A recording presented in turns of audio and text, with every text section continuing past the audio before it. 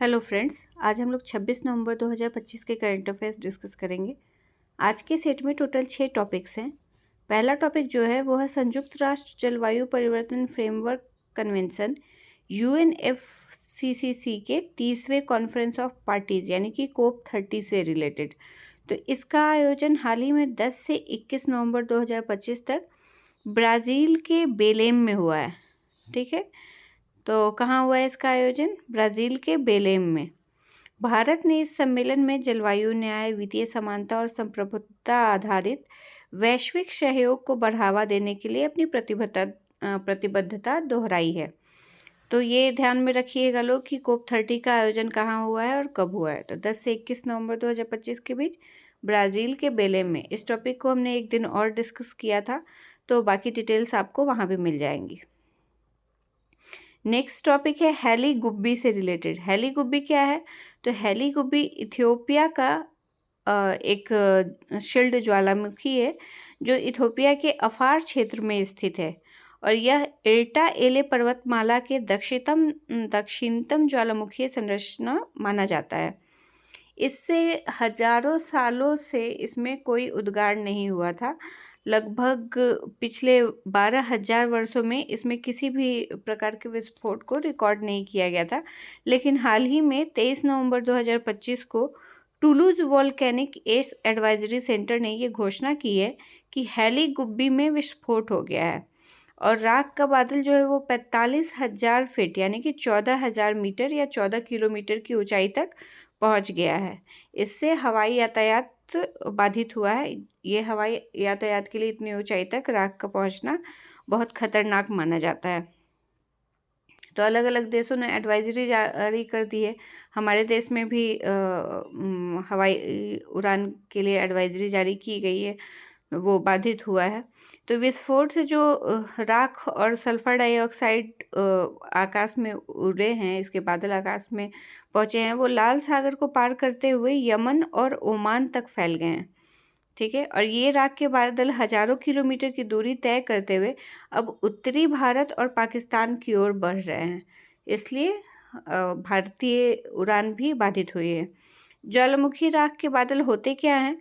तो ज्वालामुखी विस्फोट के दौरान जब सामग्री अत्यधिक दबाव के साथ वातावरण में फेंकी जाती है तो वो मिलकर राख का बादल बनाता है। इसमें शामिल क्या क्या होता है? तो अत्यंत बारीक राख के कण, सल्फर डाइऑक्साइड जैसे ज्वालामुखीय गैस और सूक्ष्म चट्टान तथा कांच के कण, ये सब इस में शामिल होते हैं जो बहुत ऊंचाई तक उड़कर और आकाश में पहुंचते हैं, आकाश में बहुत ऊंचाई तक पहुंचते हैं।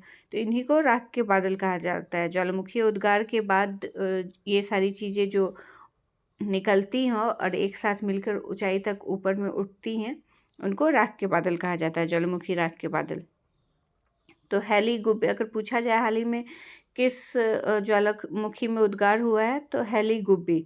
और इससे प्रभावित होने वाला भारतीय राज्य कौन कौन सा है? तो सबसे पहले तो गुजरात पहुंचेगा, उसके बाद राजस्थान, फिर यूपी भी प्रभावित हो सकता है। मतलब उस साइड के सारे क्षेत्र प्रभावित होंगे। नेक्स्ट टॉपिक है महिलाओं के विरुद्ध हिंसा उन्मूलन का अंतर्राष्ट्रीय दिवस। ये कब मनाया जाता है? तो ये 25 नवंबर को मनाया जाता है और यह लैंगिक आधारित हिंसा के खिलाफ 16 दिनों के वैश्विक सक्रियता अभियान की शुरुआत भी है। यानी कि इस दिन से ही 16 दिनों का वैश्विक सक्रियता अभियान शुरू हो जाता है। इस बार की थीम क्या है 2025 में? तो united to end digital violence against all women and girls, ये इस बार की थीम है। यह महिलाओं एवं लड़कियों के खिलाफ बढ़ती डिजिटल हिंसा जैसे cyber stalking, doxing, deep fake, समन्वित ऑनलाइन उत्पीड़न, इन सभी वैश्विक चिंताओं को उजागर करता है इस बार की थीम।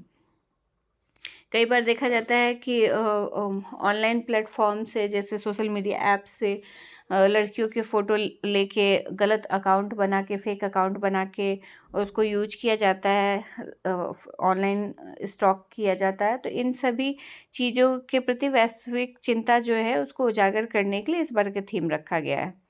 संयुक्त राष्ट्र ने वर्ष 2000 में इस दिवस की घोषणा की थी। तो कब की गई थी संयुक्त राष्ट्र द्वारा इस दिवस की घोषणा? वर्ष 2000 में।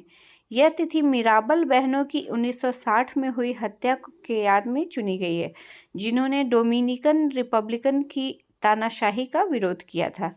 तो मीराबल बहनों की हत्या के याद में ये तिथि मनाई जाती है। इसी दिन से 16 दिनों के अभियान जो 25 नवंबर से 10 दिसंबर तक मानवाधिकार दिवस की शुरुआत करता है, उसकी भी शुरुआत हो जाती है। नेक्स्ट टॉपिक है सीजेआई से रिलेटेड, यानी कि चीफ जस्टिस ऑफ इंडिया। तो न्यायमूर्ति सूर्यकांत ने 24 नवंबर 2025 को भारत के 53वें मुख्य न्यायाधीश के रूप में शपथ ग्रहण की है। इनको शपथ किसने दिलाया है? तो इनको शपथ राष्ट्रपति द्रौपदी मुर्मू ने दिलाया है। तो ये एक स्टैटिक पोर्शन का भी क्वेश्चन हो गया कि भारत के मुख्य न्यायाधीश को शपथ कौन दिलाता है? तो भारत के राष्ट्रपति। अच्छा, 52वें सीजेआई कौन थे? तो BR गवई।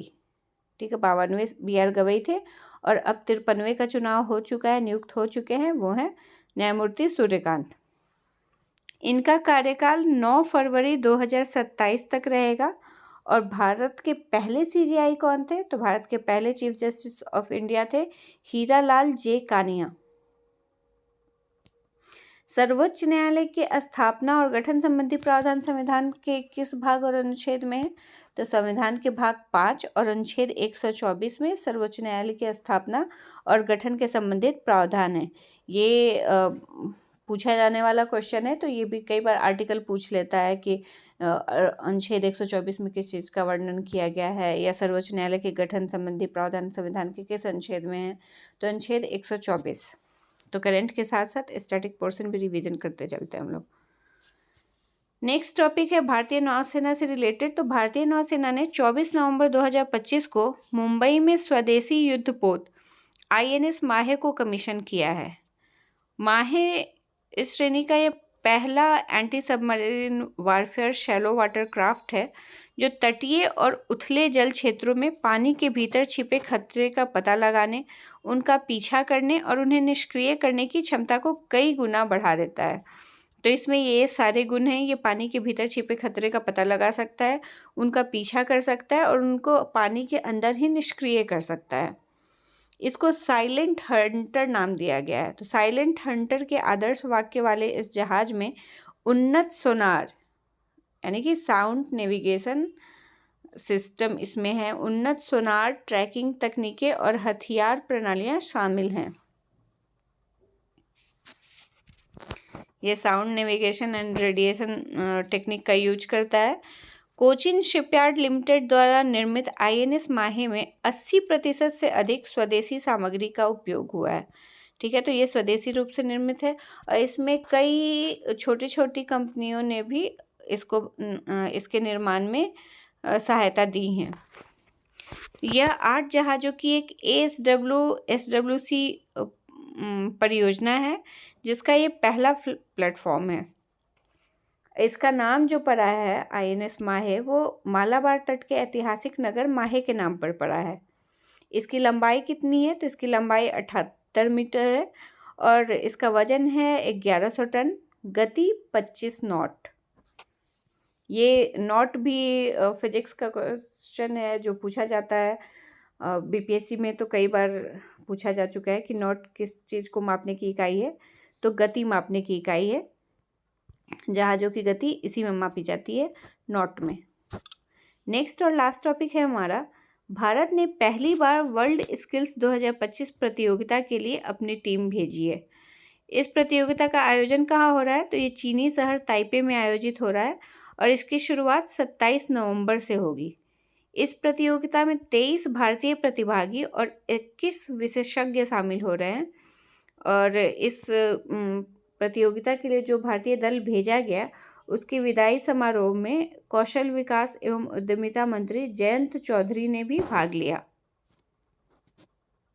यह वर्ल्ड स्किल एशिया मंच पर भारत की पहली उपस्थिति होगी। इससे पहले भारत ने ऐसे किसी भी मंच में पार्टिसिपेट नहीं किया था। ये पहली बार है जब भारत पार्टिसिपेट कर रहा है। और भारतीय दल का नेतृत्व कौन कर रहा है? तो भारतीय दल का नेतृत्व राष्ट्रीय कौशल विकास निगम द्वारा किया जा रहा है। तो ये हमारे आज के टॉपिक्स थे। मिलते हैं नेक्स्ट डे। Thank you.